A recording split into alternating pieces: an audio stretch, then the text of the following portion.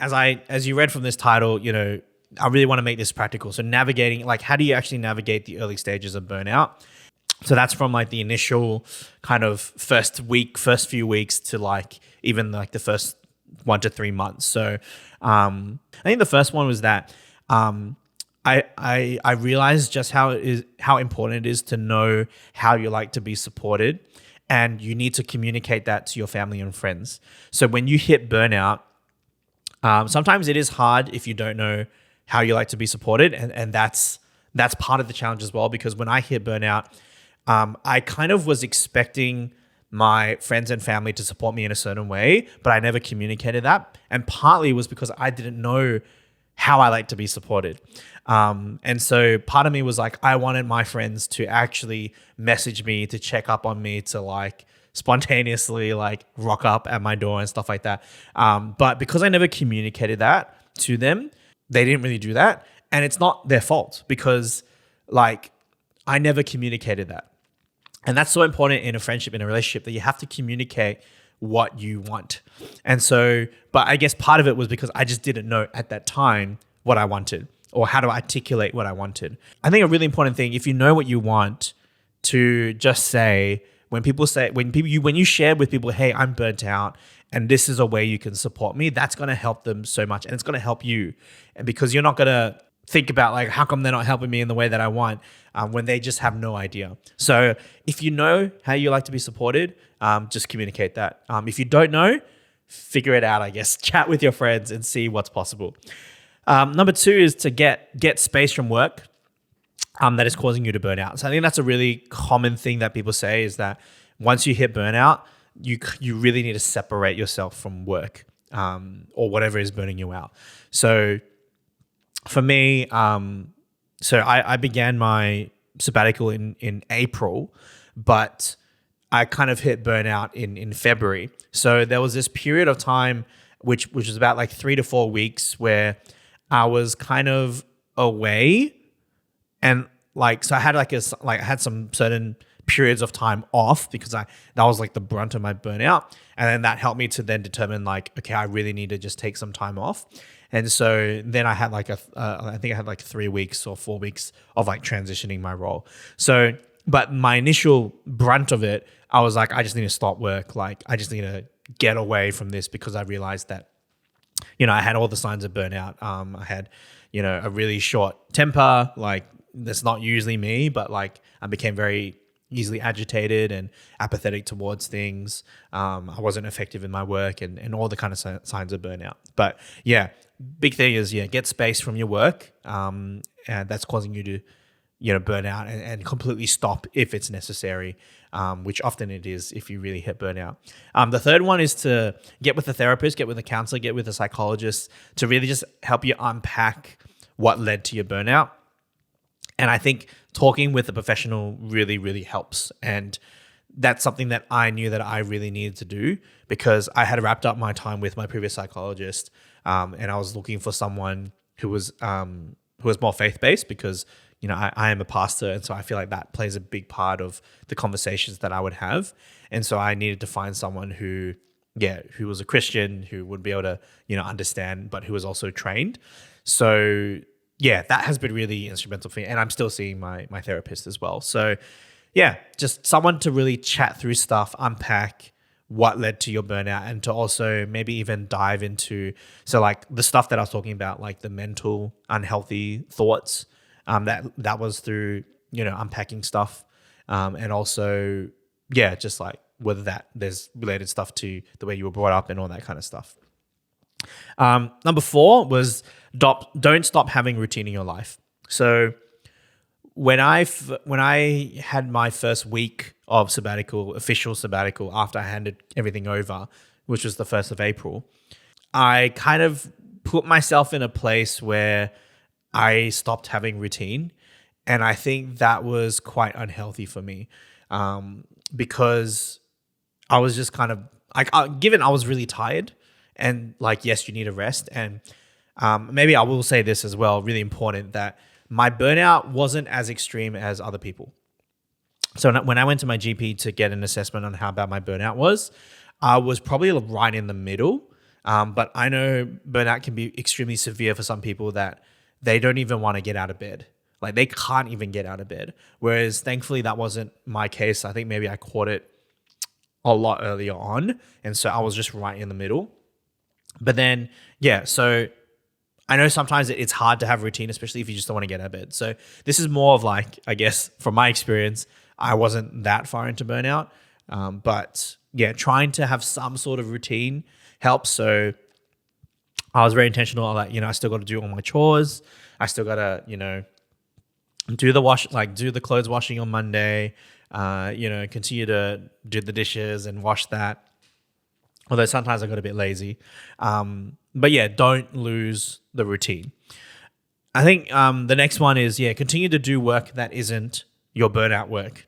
So what that means is that sometimes I heard from a mentor that I was seeing that the best way to recover from burnout often is to keep doing work, but don't do the work that led you to burnout. So for me, it was like, still do something productive, still keep your mind active, because if you just kind of sit there and waste away, that really can lead you into depression.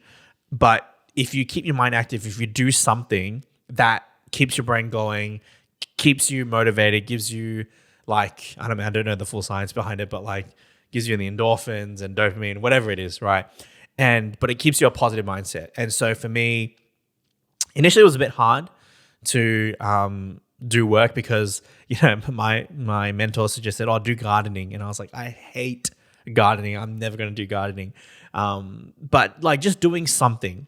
And so for me, I ended up, although it was a little bit late, in my second month, towards the third month of my burnout, I started this podcast, started planning for it, and, I did some covers and stuff like that. So doing some sort of work that keeps you busy, keeps your mind active, really, really helps and goes a long way as well. Next one is to, build daily habits. So something which, so I guess working on good ones and stopping bad ones. So for me, that was, I knew that I wanted to be intentional about, I have so much free time now. How can I build good habits and how can I stop bad ones? And so it's like, working on that. So for me, I downloaded a habit tracker app.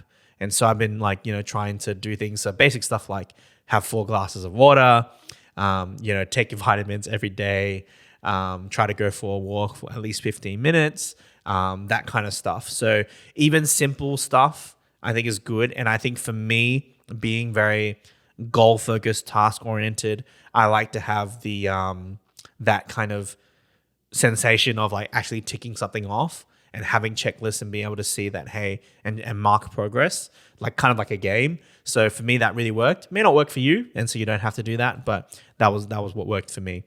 Really think about how can you develop good habits as you're in burnout. And I know it's really hard, but really start small. So for me, it's just just take vitamins. It's not hard to take your vitamins, and then that's one thing that you've done for the day. And so just kind of habit stacking, and so if you haven't read Atomic Habits, it's a great book. And so just kind of doing what the book suggests in that. So habit stacking and just finding easy routes and taking it step by step. So number 7, start that passion project. If you've ever thought about doing a passion project, now is the time. If you've got an extended period of time that you have free, do the thing that you never thought that you had time to do. So for example, I really wanted to do this podcast for about a year or so. I just didn't have time. And I was I just don't have time for that. And obviously I was just already tired. So I was just you know what? I should just do this. And so do that passion project, whatever that may be, whether it's, you always wanted to learn baking, you wanted to learn a language. Something which I started doing was also Duolingo, although I think that was a trend that kind of happened, but I started learning Korean. So do that passion project, do that thing that you never had time to do, but now you have time to do as well. So just start that passion project. Number 8, I think this is really important. Don't stop attending church/Christian community. But it's probably going to look different from your normal one. So for me, because I was burnt out because I was a pastor at my church and I was burnt out it was very difficult for me to continue to stay at that church because you would just on a very practical note, I needed that time and space away from church because it was work.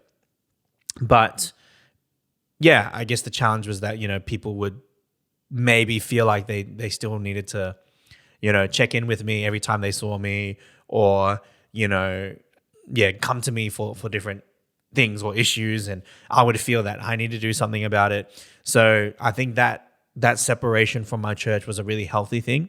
I still kept in touch with a lot of my close friends from church. So don't stop that. So I think that's another thing. Maybe don't stop attending church/Christian community/friends. So I think your friends are going to be really important in supporting you during this time. So I still kept in contact with a lot of my close friends. But I also knew that part of my challenge or my issue that led me to burnout, maybe this is a bit more unique to me, was that I didn't have a Christian community outside of church. And so I knew that during this time, I wanted to intentionally, invest in time and energy into building new friendships and connections with people. Yeah, I kind of tried to find different churches. In the end, I was like, going kind of not really church hopping, but I was like trying out a few different churches, thought that I landed on one, but in the end, I found another church and and things are going pretty good with that. And, just great community, which is what I really need. So I'm probably going to, invest into that community during my time, the rest of the 3 months that I have. And don't just attend church online, but also just go to a physical church. So I went to it's not really a mega church, but a pretty big church in my area during my initial kind of 1 or 2 months. And although I didn't have community there, it was just really nice to just, for the first time, and pastors, you would know this, to just receive and not feel like you have to do anything and have no obligations, but you're just there purely just to receive. And you can just worship so freely. Nobody knows you. And so if they do an altar call, no one knows you. Just go up. And so that was me. I responded to a lot of altar calls and went up for prayer and stuff like that. That's number 8. Last one is number 9. Do things that push you out of your comfort zone. So I think this is more of it may be unique to your situation, though I think it's good for everybody.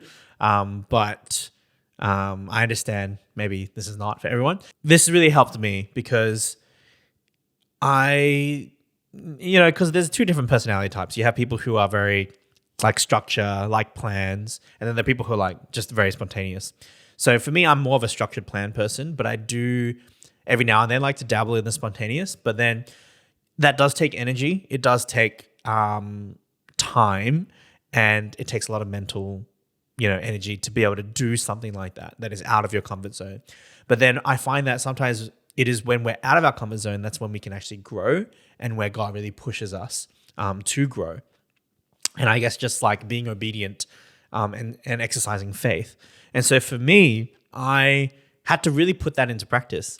So something that so I told you I recently went to a conference in KL, and the journey of that was just different times of putting myself out of my comfort zone and then listening to what the Holy Spirit was leading me to do. The first one was I was kind of just doing my own thing during my sabbatical, and I got invited to a Christian singles conference. And I was like, oh, do I want to go to this thing? And I was like, probably not. After a few weeks or so, I was like, you know what? I should probably do it. Part of my sabbatical was to get to know people and to meet new people. And so I was like, you know what? I should just do this and, just take that leap of faith. So I signed up. And then literally in the morning that I woke up to go to this conference thing, I didn't want to go. And I was just having a wrestling and a conversation with God. And I was like, God, I really don't want to go to this thing because I have a bit of social anxiety. I was like, I just don't like meeting new people. And I just really didn't want to do it. But then I just had this, discourse with God, conversation. And, I really felt that God was saying, you can do this. You should go to this. And, prove to yourself that you can do this. Okay, so I dragged myself out of bed. I went to this thing. And it was great. I think just being able to meet people. And funny enough, the thing that happened, which was unexpected, was that I met by chance I happened to meet a pastor that was there, and I really felt like I could connect with this guy, shared about my time on sabbatical from burnout. The conference finished and I managed to connect with him on Instagram, and I was just like really random. I was just like, hey, I'd love to pick your brain on some things and love to catch up for a coffee if you're down. And so we set a date, and then I also felt like, oh, maybe I should attend his church as well. And so, we caught up, and he was the one who suggested like, hey, this conference, by Alpha and Kale might be really good for you. And so I think like the kind of putting out my conference was like the one thing going to the conference. The second one was just even asking this guy to go for a coffee to like, just ask for advice. That in itself was also putting myself out of my comfort zone. But then even more so was doing a spontaneous trip to Kale. Like the conference was going to be 1 week, in 1 week's time. And like, that's super spontaneous. But then as I thought about it and as I talked to some people about it, I was just like, I probably feel like I should do this. This will be really good for me. But again, I was feeling hesitancy about it. But anyway, it was Friday. I booked the flights and I was in Malaysia on Monday. So super spontaneous decision. But I felt that each step of the way, obedience and being out of my comfort zone really grew me a lot. And if I had, so I guess there's kind of 3 steps of obedience, the singles conference, meeting up with this guy, then going to the conference in KL. I kind of learned different things along the way. It wasn't that like I only learned things when I went to KL, but I learned something when I went to the conference. I learned something when I met with this guy. I learned something when I went to the KL conference. And so I think just putting yourself out of your comfort zone just leaves so much room for God to just grow you and to mold you into what he has planned for you next in this next season. And I really believe that I am entering into a new season.